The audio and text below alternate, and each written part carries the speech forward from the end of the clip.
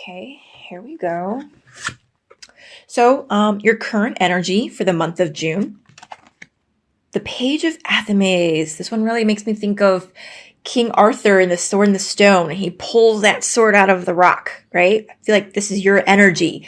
Kind of becoming aware of your own strength, if you will, and not necessarily your own physical strength. Here we have a young female page. This is an energy of intellect, your logic, communication, right? This is the element of air. And we all know that even as adults, nighttime can be pretty scary, right? Even more so for a young child. So what kind of courage must it take for this young girl to be out in the middle of the woods at night by herself? So that's what I'm saying. I feel like you guys are starting to understand, acknowledge your own courage, acknowledge your own strength. You're not necessarily scared anymore. And of what? Who knows, right? Who knows? But you're not really scared anymore. You're starting to embrace your own strength and feel strong and believe that you're strong. And it could be that it's coming from your own wisdom, and that's what's making you strong, right? Oh, this is a great card. Yeah, so for June, I feel like you're really stepping into your own strength via your wisdom, having experienced a lot of things, right? You've gained wisdom, which is giving you the strength to embrace new relationships, opportunities, things that come your way, instead of maybe shying away, and not because you're afraid, but just because you didn't want to have to deal with certain things. I feel like now you're kind of ready to re-engage. Okay, this card represents any challenging or helpful energies. Oh gosh, every time I see this card, I just want to be like, ugh, right? Because I can almost feel that heavy burden. It's like, oh, I need to take a break. So challenging energies it's an energy of having to do it all yourself. But I feel like it's more so that like things are out of whack. Things are out of balance here. Yeah, it's funny. It's almost like, so there's definitely a feeling and energy of, having to do something all by yourself and not really being able to rely on anybody. But hold on, let me see if the words are going to come to me. But I feel like you feel like you can't really rely on somebody or anyone else, but I feel like that's not accurate. I'm kind of wanting to say like there are people that can assist or help, or organizations, whatever that you're going through. I feel like there is help available, but I feel like it's just up to you whether or not you accept the help or ask for the help. Something along those lines. Okay. All right. The root of the situation, which has brought you to this sense of strength. Awesome. Of course. Great card. 8 of Pentacles. Here you have this man who's clearly some sort of carpenter. And look at how he just like loves his work, right? He takes care to do it. He enjoys it and he does it very well. He's a master of his craft. That's you. I feel like there's something that you're working on that you're passionate about, that you love and you do it well. And having gone through all the hard work, the learning, the practice, right? And it's your experience of what not to do and how to make the perfect circle, which is almost impossible without a compass, has really brought you to this sense of strength. Like you recognize your strength now. And this next card is your immediate past. The reason we go over our immediate past, I'm sure most of you are aware, it's because it affects who we are today, right? I mean, it kind of seems like common sense, or I'm not trying to insult your intelligence, but this is lingering effects on who we are today. And it's the Five of Athames. So this is the Five of Swords in the Rider-Waite Tarot. And there's subtle differences. And for this deck, it's almost like neither one of these guys wants to get shortchanged. Here you have this guy, and I feel like this is you.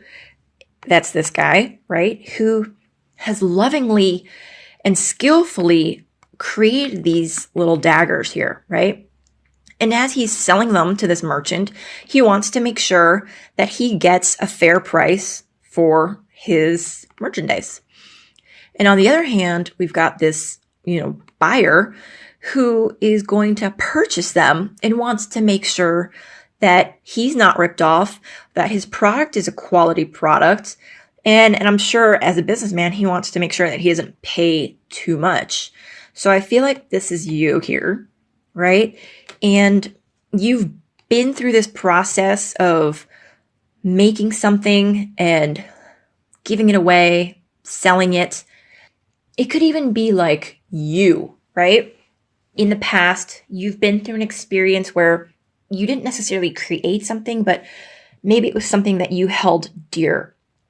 Your sense of loyalty, writings, right? Something that was personal to you, something dear to you. You kind of, I don't want to say you gave it away or you sold it, but I feel like, you were in a position where you were able to offer it to somebody, if that makes sense. And then your crowning thoughts for June. This is what's in your headspace. This is what's going on, your thoughts, what you think about the current situation.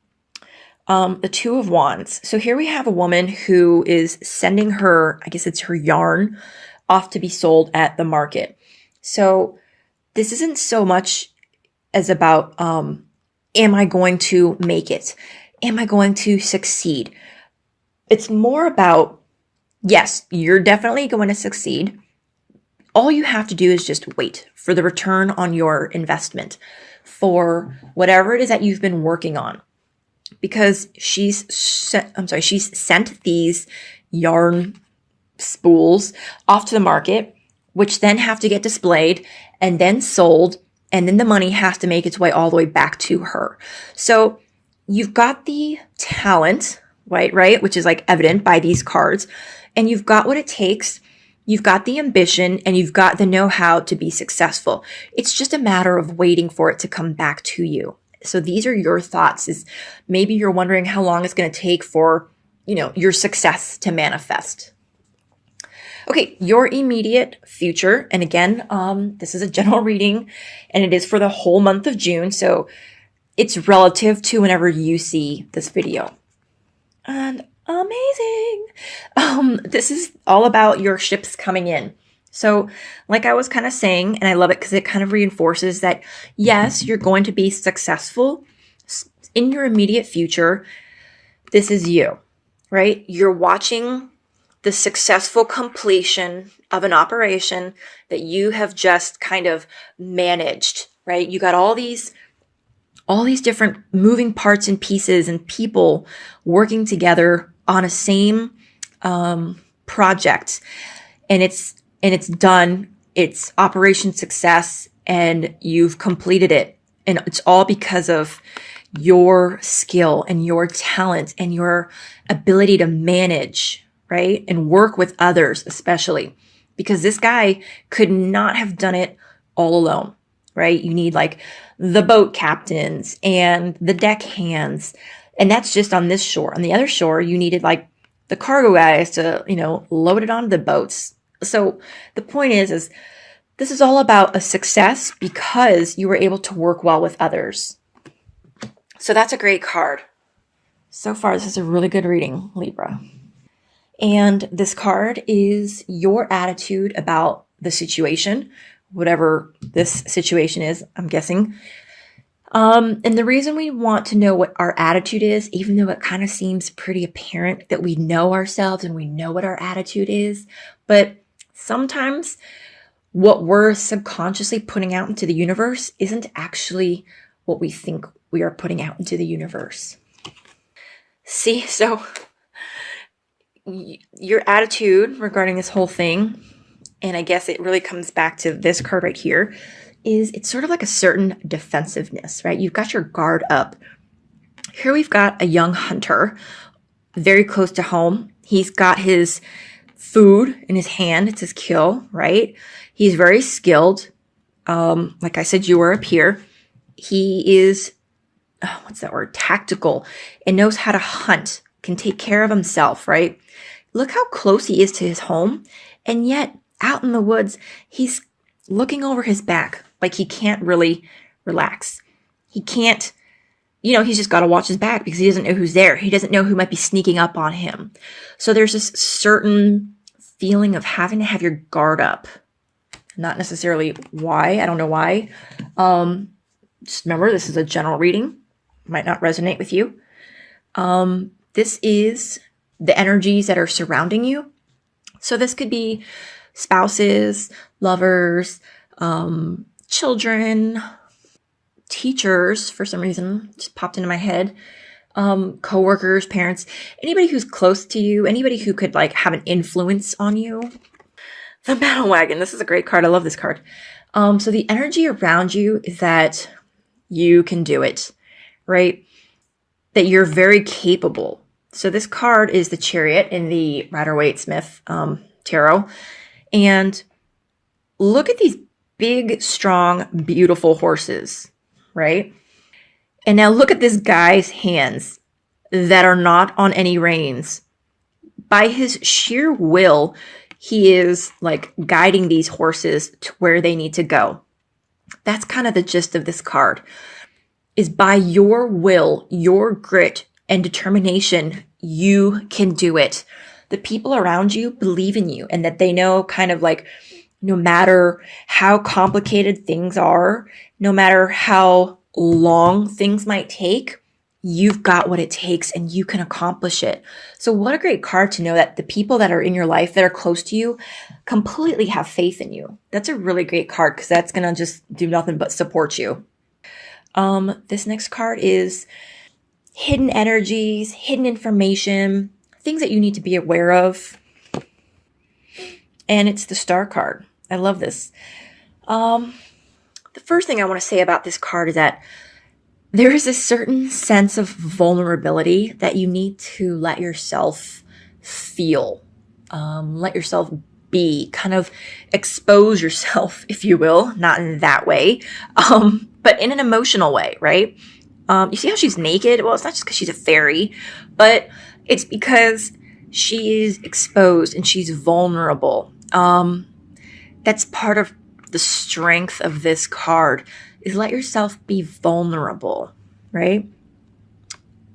Her also being like halfway submerged is kind of indicative that whatever's going on in your mind, whatever concerns are on your mind, that subconsciously you have the answers. You know what to do. Maybe they'll come to you in your dreams. Maybe if you meditate, pray, just kind of go to a still place, that the answers are within you, right? That's kind of why she's submerged in the water, which represents our emotions and our intuition, psychic ability. But you have the answers.